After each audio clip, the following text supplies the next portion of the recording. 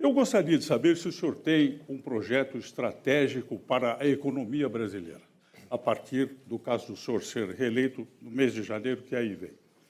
Quais são os pilares desse plano econômico? Queria saber também que empresas estatais o senhor pretende privatizar e, o senhor sendo reeleito, se o ministro Paulo Guedes continuará no comando da economia. Começando pelo final, Paulo Guedes continua, assim como todos os ministros, a não ser que queiram sair por um motivo qualquer, todos permanecerão. A economia está restrita ao Paulo Guedes, obviamente, com todo respeito a ele, nas questões mais estratégicas, a palavra final é minha. E tem sido assim, sem qualquer atrito entre nós. Ele enfrentou uma pandemia, uma guerra lá fora e uma crise ideológica muito grande.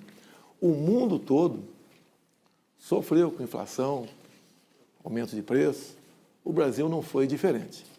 Com a política do fica em casa, a economia a gente vê depois, foi um grande teste aqui para o Brasil também. Vencemos isso, concedendo auxílio emergencial para 68 milhões de pessoas, né, os mais pobres. Criamos programas para que não tivéssemos desemprego no Brasil, como o Pronamp e o BEM, tivemos sucesso tocante a isso.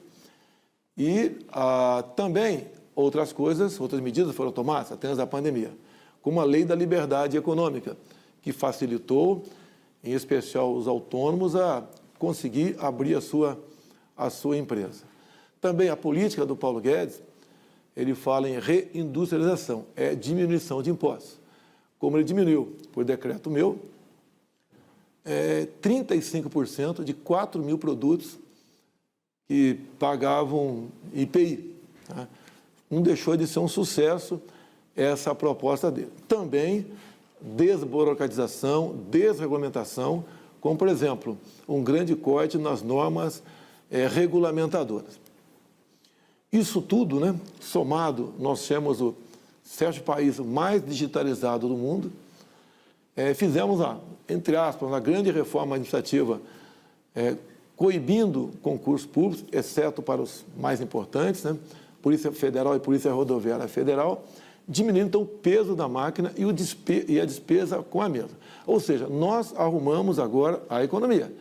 Como o Paulo Guedes bem conversou comigo hoje, o Brasil está pronto, está arrumado para voar a partir do ano que vem, o que deveria ser feito por nós em 2020, caso não fosse a pandemia.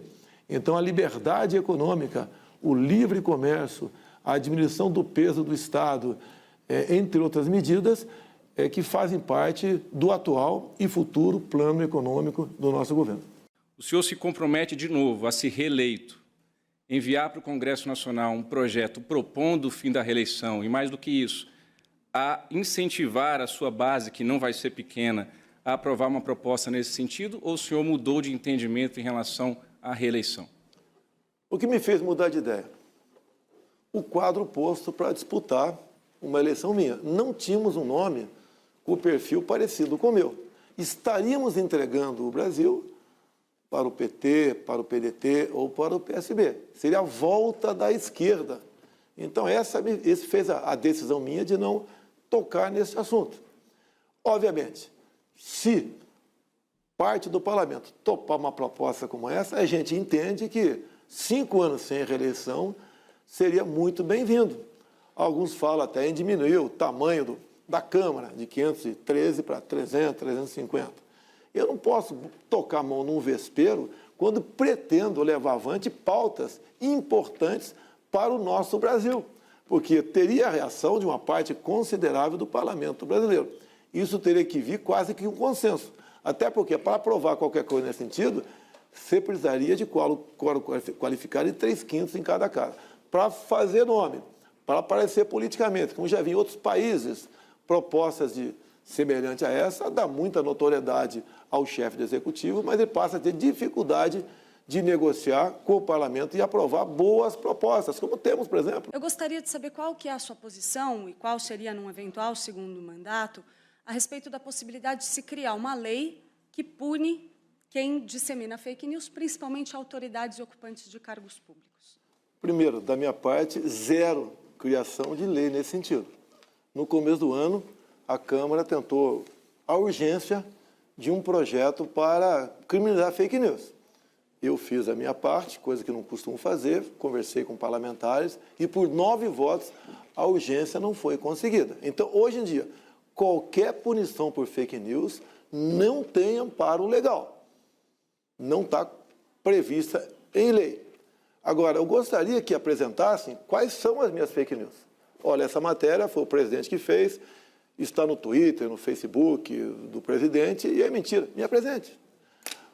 O PT, ele tem, o Lula, uma simpatia muito grande por parte do ministro Supremo, isso não é novidade para ninguém.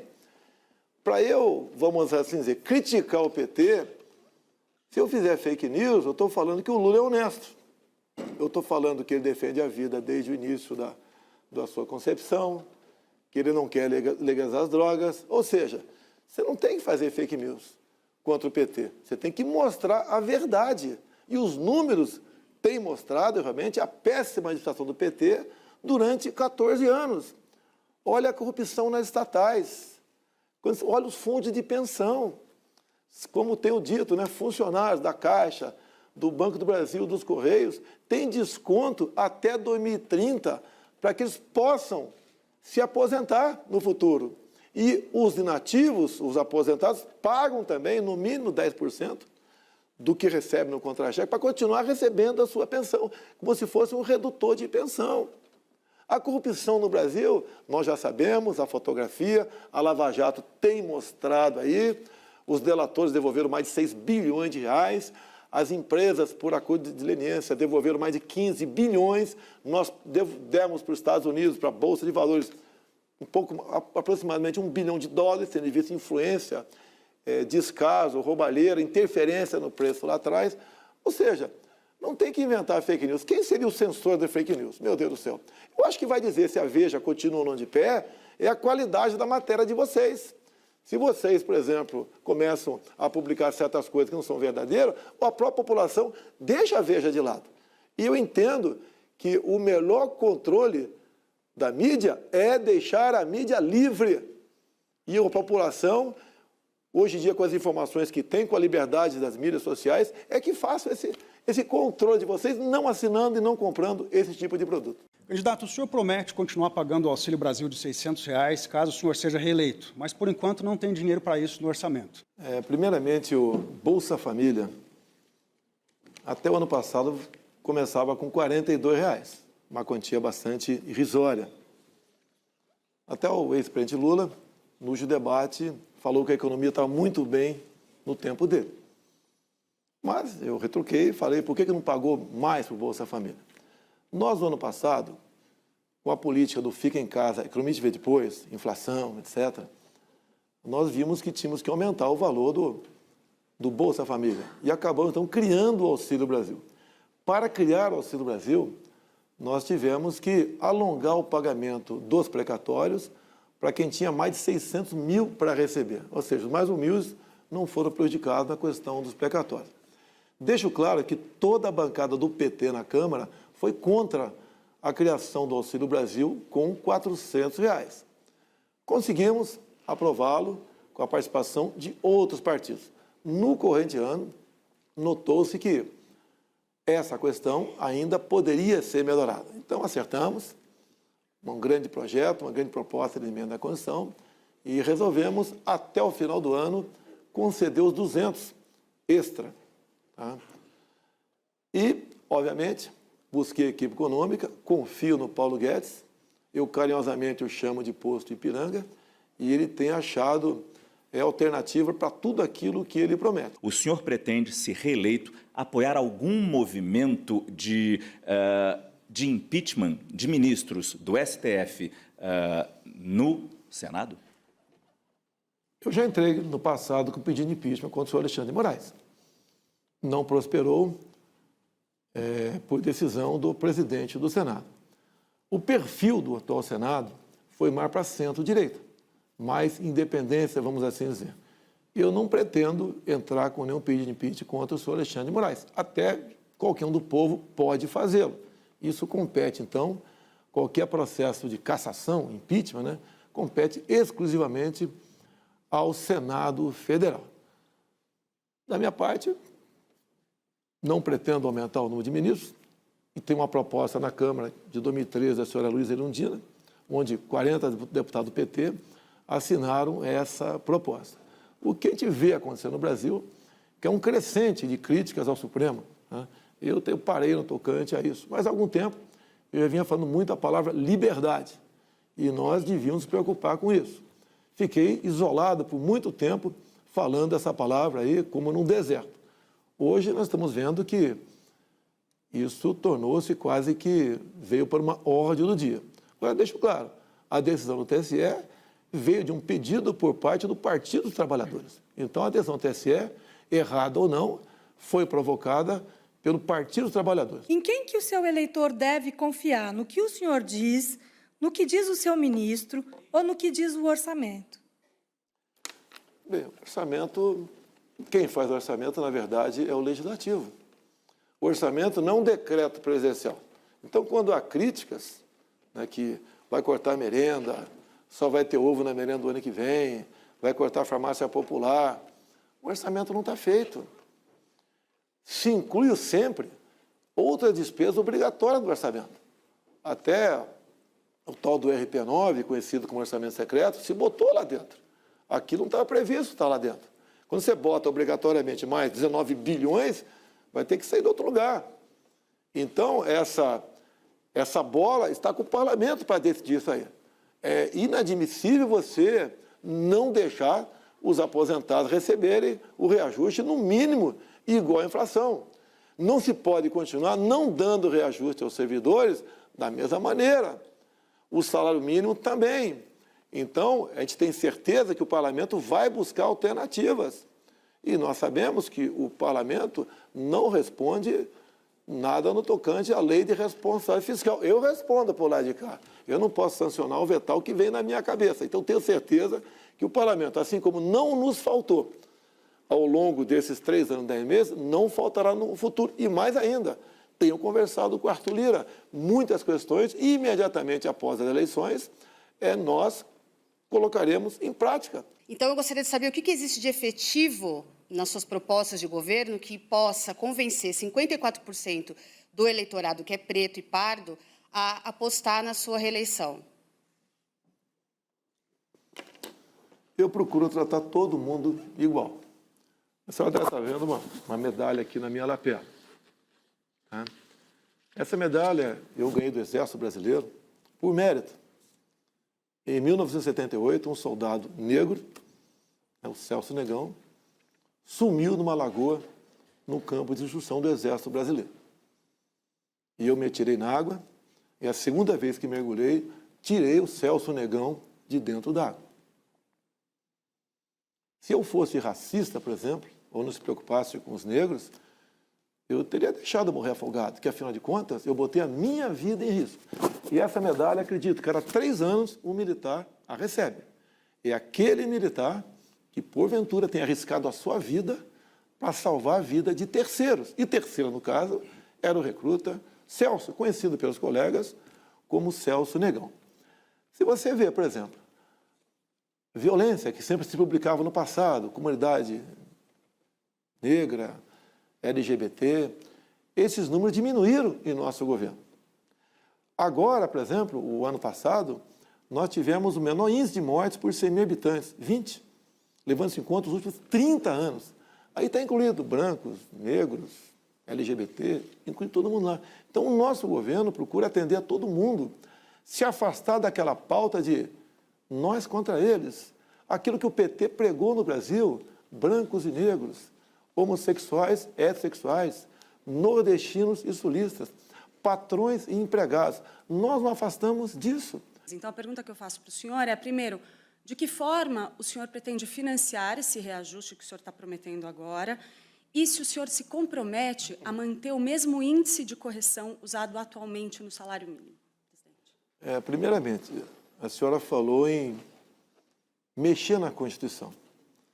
Para mexer na Constituição, tem que ter um quórum qualificado. 3/5 na Câmara e no Senado. Eu duvido que um só parlamentar votasse favorável a essa proposta de desindexação. Então, por si só, é um fake news que salta aos olhos de qualquer um. É inadmissível se falar isso. Se fala numa live do Lula com o Gianones, né, para tratar desse assunto. E nós temos concedido reajuste ao longo do meu mandato e, como a senhora bem disse, na inflação.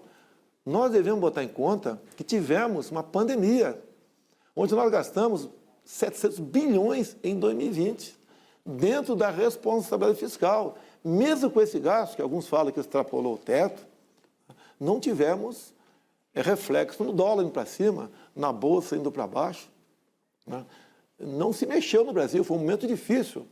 Nós, por exemplo, tá, no tocante aos servidores públicos, foi em comum acordo com todos os 27 governadores o congelamento do salário por 2 anos.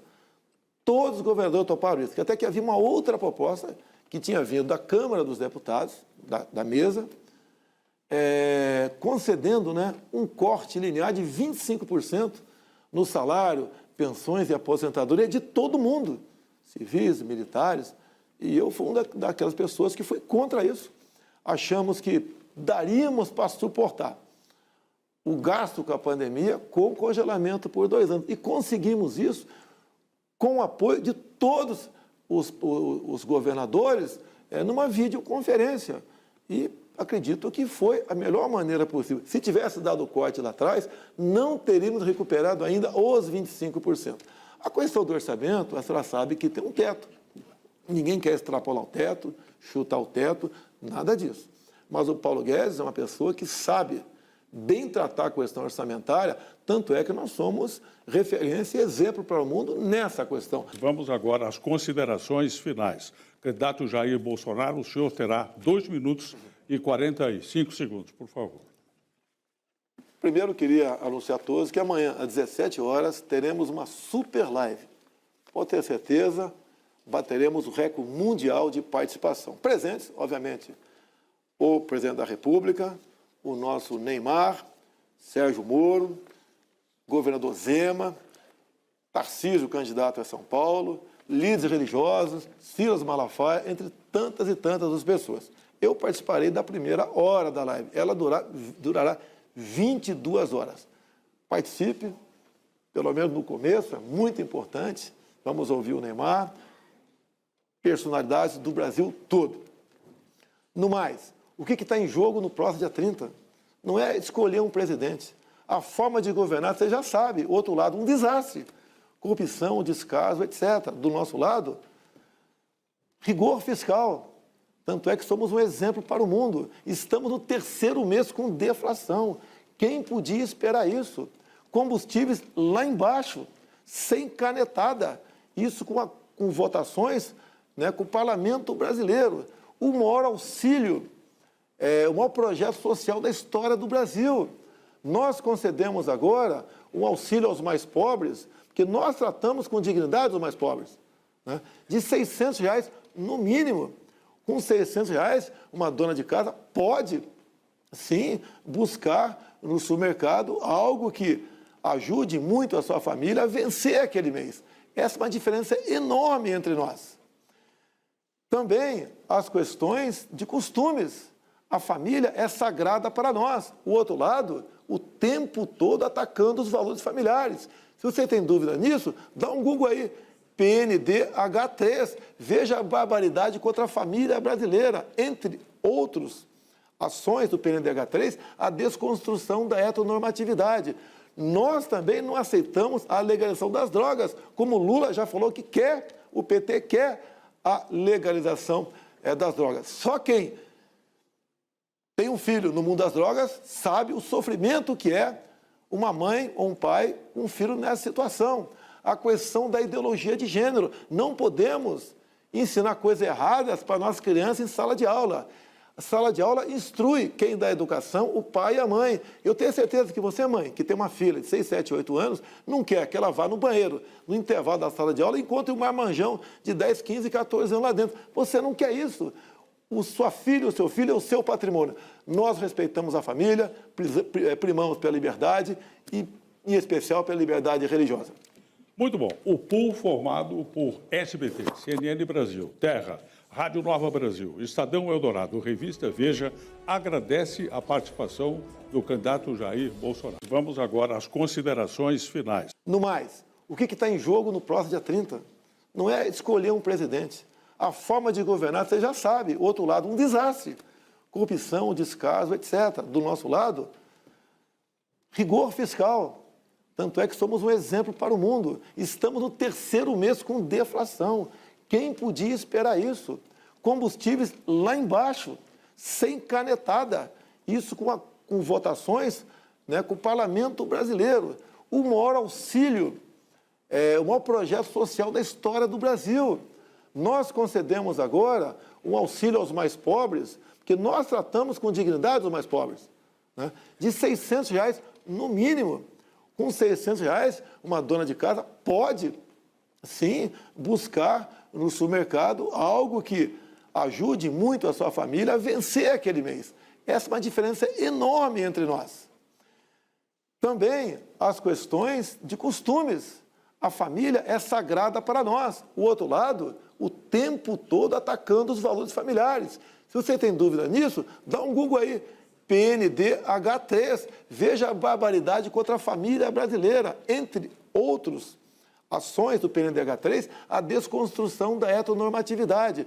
Nós também não aceitamos a legalização das drogas, como Lula já falou que quer, o PT quer a legalização das drogas. Só quem tem um filho no mundo das drogas sabe o sofrimento que é uma mãe ou um pai com um filho nessa situação. A questão da ideologia de gênero. Não podemos ensinar coisas erradas para nossas crianças em sala de aula. A sala de aula instrui quem dá educação, o pai e a mãe. Eu tenho certeza que você, mãe, que tem uma filha de 6, 7, 8 anos, não quer que ela vá no banheiro, no intervalo da sala de aula, e encontre um marmanjão de 10, 15, 14 anos lá dentro. Você não quer isso. Sua filha, o seu filho é o seu patrimônio. Nós respeitamos a família, primamos pela liberdade e, em especial, pela liberdade religiosa.